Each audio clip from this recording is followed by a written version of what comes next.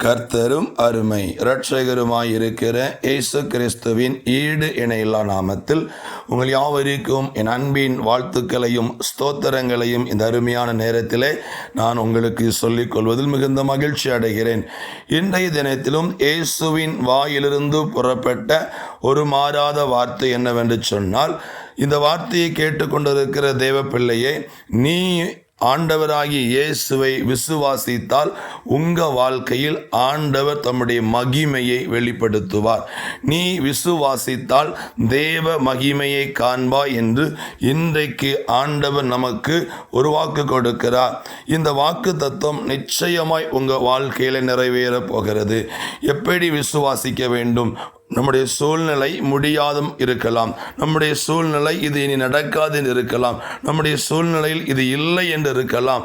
இந்த சூழ்நிலையில் ஆண்டவராகிய இயேசுவை விசுவாசியுங்கள். அவர் உங்கள் வாழ்க்கையில் தம்முடைய மகிமையை வெளிப்படுத்துவார்.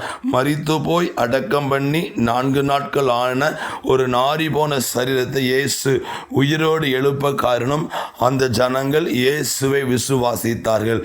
இன்றைக்கும் இந்த இயேசுவை விசுவாசியுங்கள். உங்கள் வாழ்க்கையில் இழந்து போன நன்மைகள் திரும்ப வரும். இல்லாதவைகளை கர்த்தர் உருவாக்கி தருவார். முடியாதவைகளும் முடியும், நடக்காதவைகள் நடக்கும். இந்த இயேசு விசுவாசியுங்கள். இந்த உலகத்திலே மரணத்தை ஜெயித்து இன்றும் உயிரோடு இருக்கிற ஒரே தெய்வம் இயேசு என்று வேதம் சொல்லுகிறது. அதோடு மாத்திரமல்ல, சரித்திரம் ஏற்றுக்கொண்ட ஒரு உண்மையான காரியம், இயேசு இன்றைக்கும் உயிரோடு இருக்கிறார்.